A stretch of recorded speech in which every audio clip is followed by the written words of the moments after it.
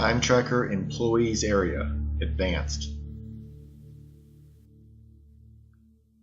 Hi, in this video we're going to go over the Employees area and talk about some of the more advanced settings and features that we did not discuss in the basic video. So click on Employees at the top, and what we want to do is we want to select out an employee. Now that we're in their profile, the first area that we want to discuss is permissions.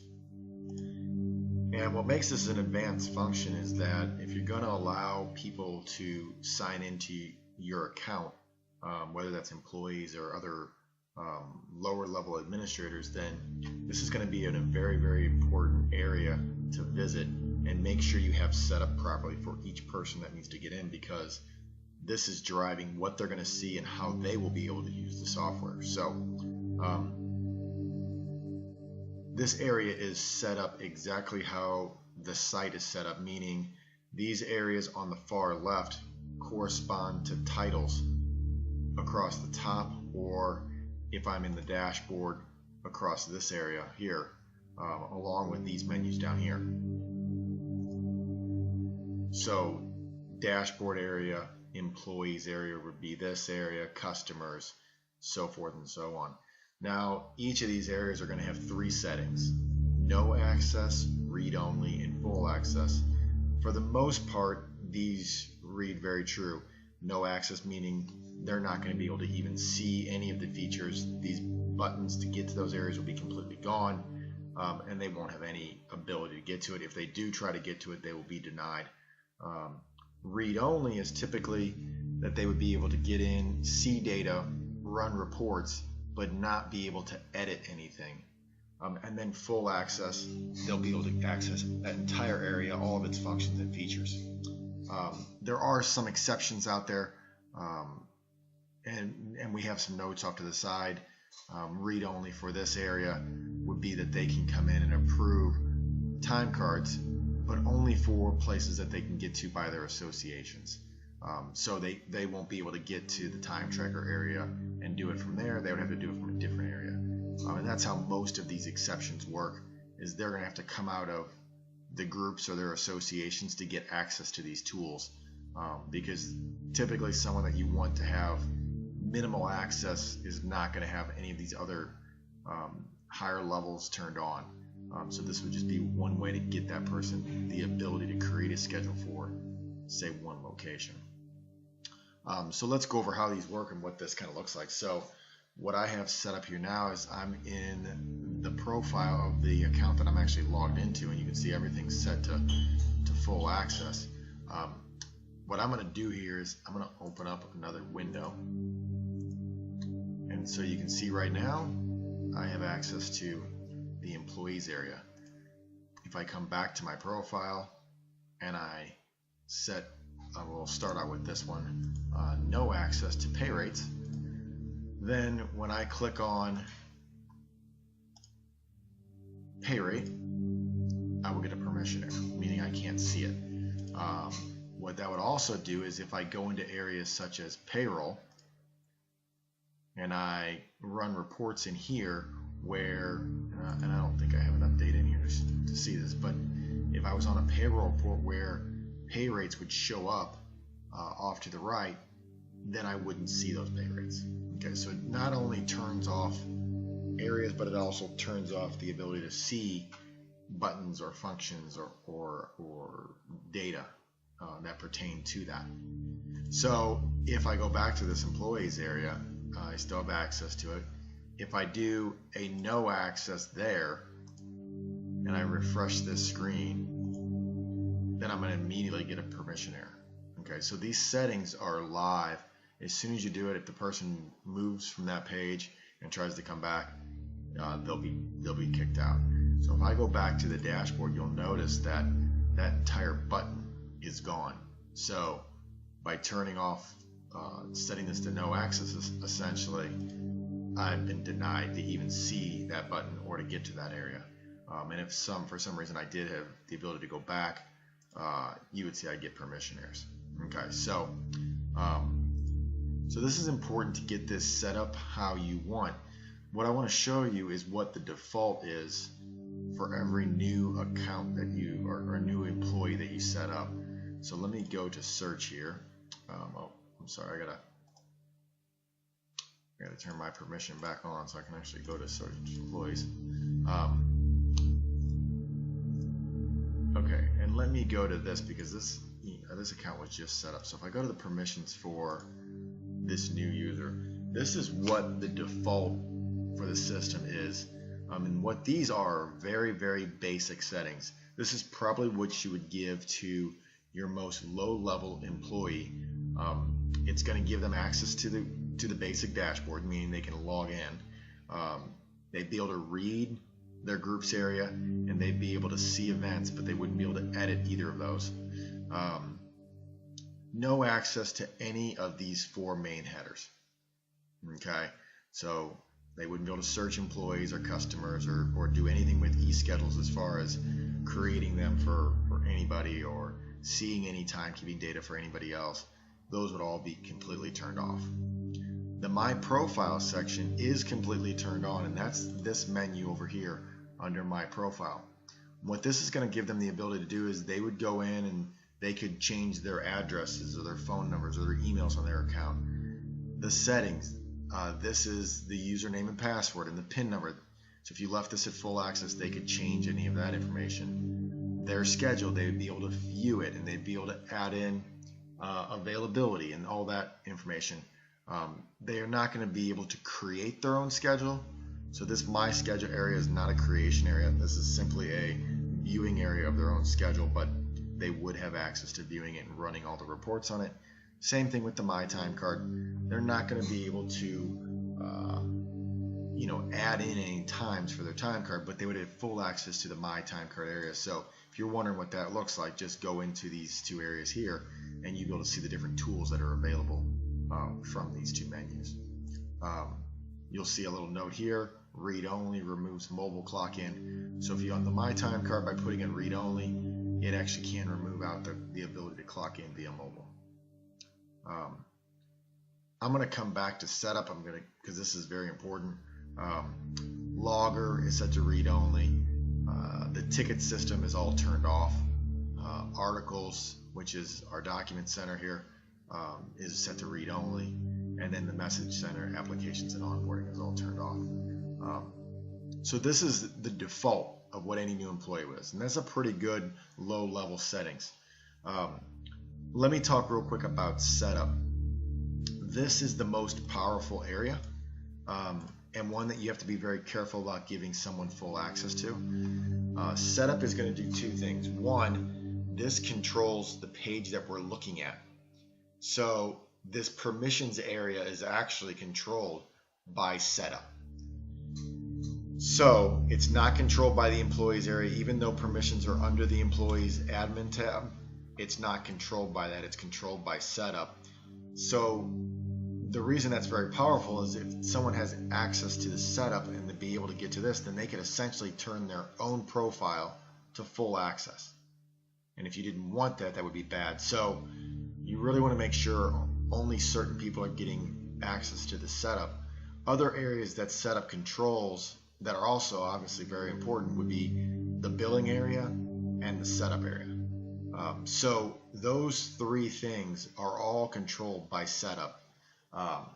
So just make sure if you're going to give anybody the full access to this area, that they are someone who's a very, very high level administrator that you don't mind has full control of the software essentially. So the next thing I want to show you is how you can use your positions to help manage this. So you're not coming in every single time and having to go through this list and change it for someone. You can actually set these up based on an employee's position. So we have our positions in this account. Everyone's set to administrator, but let's set, let me go back. Let's set test to a different position. Let's set them to what we have in here called cleaner. Okay, and we'll update them. Now what I want to show you is how we can change the permissions for everybody in the system that is set to cleaner. the first thing we need to do is decide what we want the cleaner permissions to be. So we go on setup, and under setup we have our positions. This is where we set up our cleaner position. You know, if we wanted to remove it or add new ones, but you'll see this edit button here under permission defaults. If we click on that, this is going to give us a readout of all the permissions in the system, and this would be the defaults for the cleaner position. Okay, so we can go through here, and what I'm going to do is, just for demonstration purposes, I'm going to set everything up here to no access.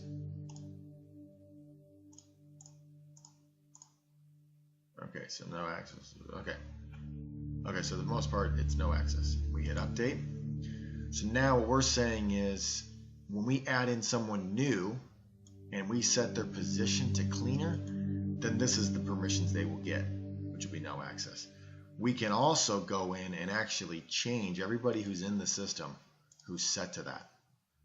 So the way that we do that is, step one would be to come in and to search for everybody who's set to cleaner. Essentially, we want this list here to be everyone that we want to adjust. And then what we use is our bulk update permissions. And what this will do is, this will open a new window, and it's going to pull that list. You'll see it pulls this list here, and it's going to go down this list, and it's going to look at what their position is, and then it's going to go to that screen of the defaults, and it's going to set their permissions to those defaults. So if I look at, let me look at that employee test. I'm going to show you. Okay, here's their current permissions. Now I'm going to change their permissions to what we set as default. Now I'm going to refresh this screen. Oops, and I think I changed my own permissions. Oh, darn it.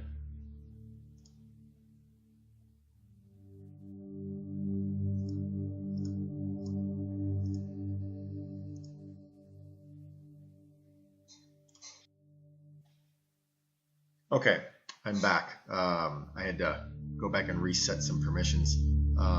The problem that I had was I had multiple screens open, and what I had done is change my entire list to everyone, including the account that I was logged in at, and I set all their permissions back, which means I lost some permissions. So the moral of that story is, when you're doing these bulk operations down here, don't open multiple windows, because you can actually change your filter that I had set up. So back to the filter I had, cleaner, set, I go into permissions, I get my one cleaner, I hit change permission, and I should only change this, what I saw. So that this is now acting how it is. So now if I close this window and I go to this employee and I go to their permissions, you'll notice everything is no access. Okay, so that's the way that you do that, and that's the way you manage permissions for lots of employees all at one time. And likewise, if for some reason all of a sudden you wanted to turn a whole group of people to where they didn't have access to an area, you could quickly do that. So that's the basics on, that's really everything on the permissions that you would need to know. Let's go over these other areas down here. Most of these tools are going to work very similar to the permissions as far as we create the list, then we use this tool. So whenever you want to use these tools at the bottom, always make your settings. So for example, if I wanted to see just the administrators and I search that, I'll go over what each one of these are. So HR export is going to be Excel file with HR information that you could use to put into a payroll software, or if you just needed that to for any other purposes really. Pins and usernames is going to be just their username and their phone pin. You can copy and paste this into Excel if you needed to. It's just a quick reference to that information. Expanded is really the one that most people use, and what this is going to do is this is going to kick out an entire Excel sheet that will have in pretty much every piece of information you would want, address and phone numbers and whatnot. So that one, and full export is expanded, except it's going to bring it into Excel. And I'll open that up. Okay, so you can see I get all that information in Excel. So if you needed to manipulate something or use that information for something else, you can always get the data back out.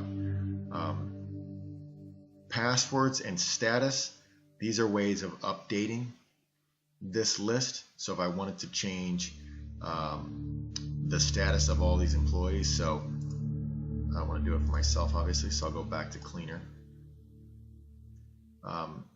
and I could change the status of that entire list. If it was more than one, I could set them all to inactive, and now they're inactive. So when I search here, that person's gone because they're set to inactive now. Okay. Passwords are the same. If you want to change everyone's password to something where just random, you could change all the passwords to the same thing. Before I get into advanced, I'll go into email all and SMS all. If I show a list of a bunch of people and I hit email all, anybody with an email in this column, you can send out an email to. Okay, just a subject, a message, who you want to send it from, and send the email. Same thing with the SMS. Anybody who has an SMS number in here, you can click on SMS and go. You can also simply click on this and send an SMS just to that one person, or just an email to that one person. So these are also links that you can click and just send for email and SMS. You can actually just click on the singles if you want to do that as well. The last thing that I want to talk about in this video is this advanced update. This is an ability to take this full export as an Excel file, make changes to it, and bring it back in. There are some manipulations that need to be made to the Excel file before you bring it back in. If you are interested in using the advanced updates, so for example, if you had to make a lot of changes and didn't want to come through here and do it, and one of these tools was not going to work for you to make those changes, and it seemed like it made more sense to come into Excel and use the power of Excel to make those changes, and then you want to bring the data back and update it, then just send us an email to support. Go ahead and get your full export, make your file, send us an email, maybe even copy the file in it so we can review it and tell you what you need to do, and then you can bring it back in via the advanced update. So that's everything for the advanced features on the employee. I appreciate you watching.